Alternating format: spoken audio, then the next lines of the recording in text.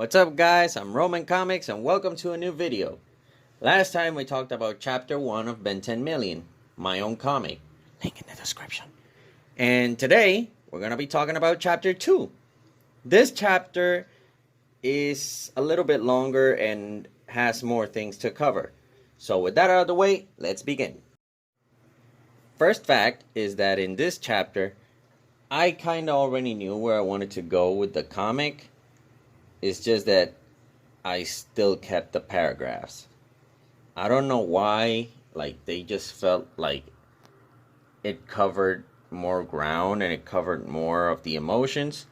But I think I progressed a little bit since I don't have the actual telling. Like, you can see what's going on in the scene and somewhat you can tell the feelings of the characters just by looking into the page. And yeah, I think that's a step forward, but then again, I still kept the huge paragraphs. I still don't know why. For the second fact, we're already gonna start talking about the comic. You see where Steel is talking to the doctor, and we see the whole lab where they're going to take Mr. McDuffie. Yes, McDuffie is basically the writer, and I just wanted to pay homage by putting him here as a character. Well, in the second panel, we see the same cages that appeared in the Ben 10,000 premiere episode that basically held DNA and stuff. Yeah, this is basically the same cages that Anemo and Ben were fighting in.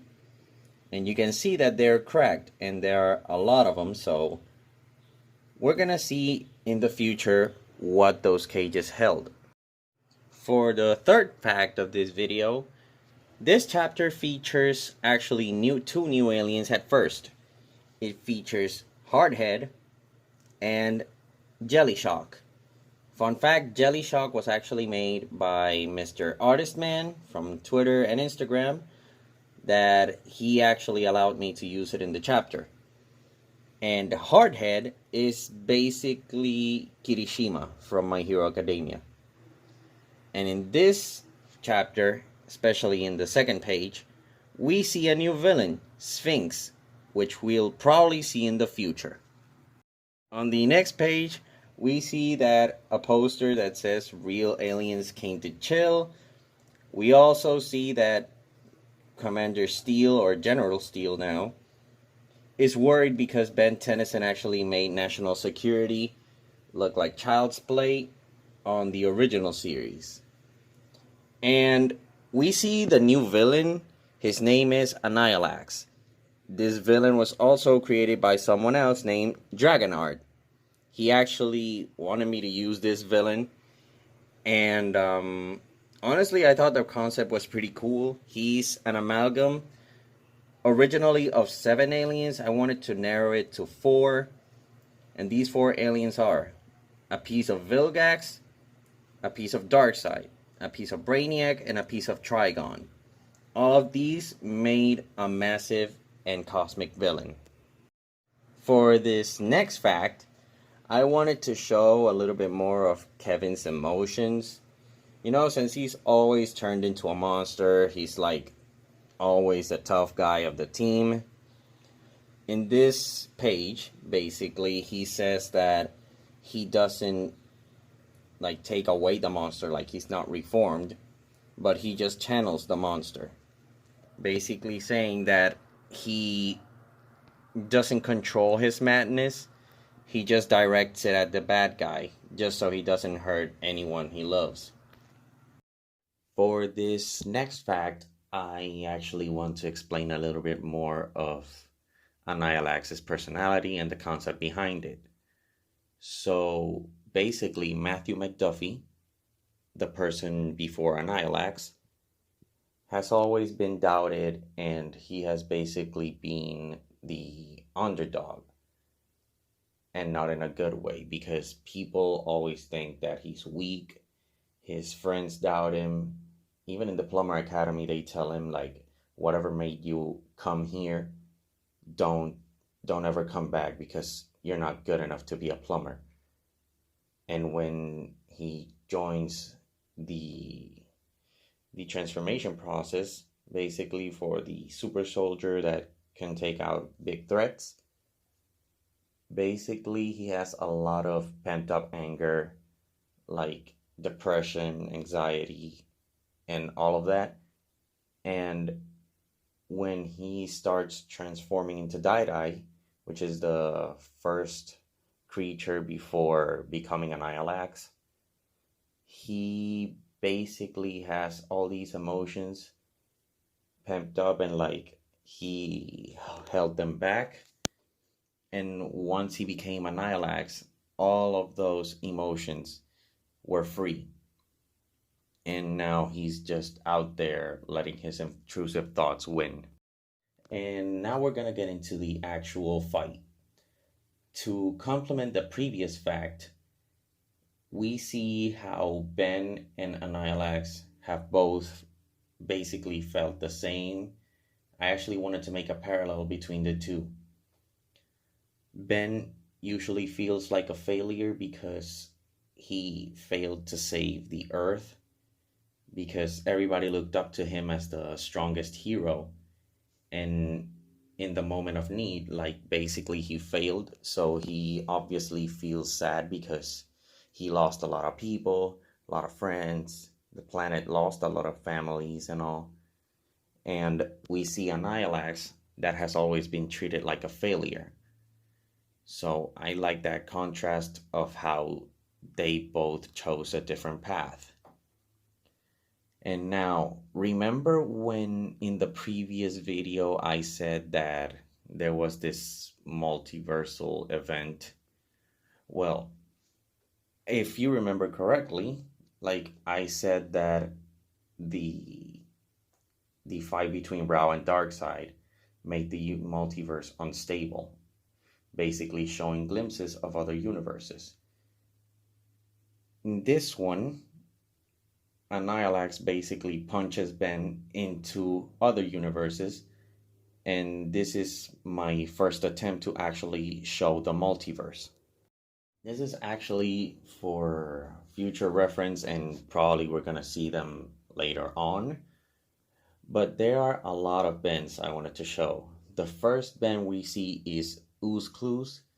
He is a psychopathic Ben that only hunts humans, and he comes from an insane world, and he basically turned insane and into a murderer. Then we have Deity, which is basically Ben becoming a god, and he has the power of 10 aliens in his human form.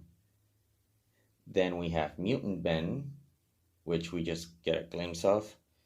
And then on the big punch between the ripple of the multiverse, we see a lot of Bens like Ben 23. We see Sorcerer Ben, and another Ben that I want to introduce later on.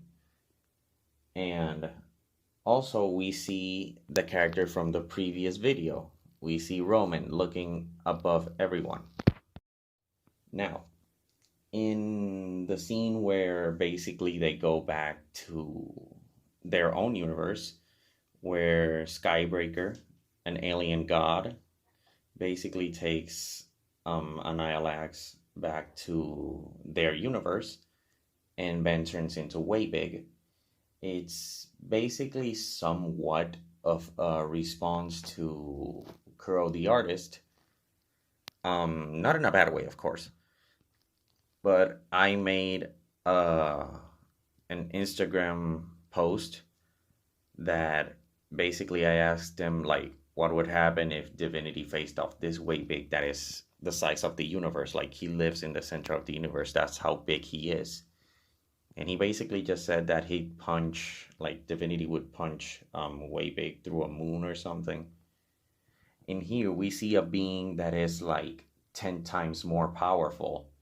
And when he sees the size of Waybig, like he's just in shock. And that's where we see sort of a struggle between Annihilax's mentality, because you have the part of him that it still feels like a failure, that he thinks that he can't do this anymore.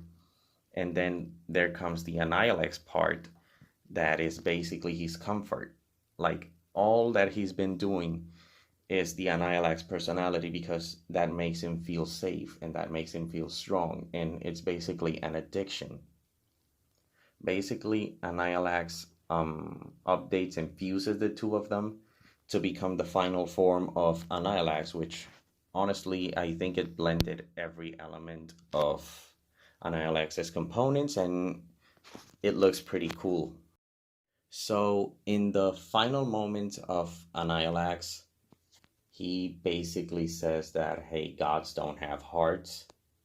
This is something I wanted to present throughout the whole saga of Ben 10 Million. Like, it's not finished, but I still want to present that and evolve on the concept that Ben has to choose between being a god and being a hero.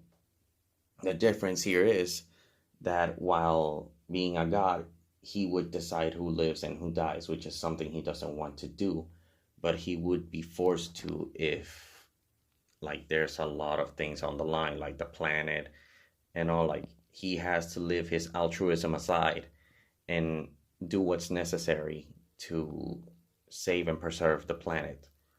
So basically, we see that Annihilax is not seeing Ben as a hero, he's seeing him as a god. And pretty fitting too, since Ben has been turning into alien gods. Now, I know the title says 10 facts about Ben 10 Million Chapter 2, but I kind of want to give you all a bonus fact. So in this fact, the Deus playlist is basically a playlist of alien gods. It's composed of 15 aliens, and we actually see some. We see Hitterbox, which is basically Beerus.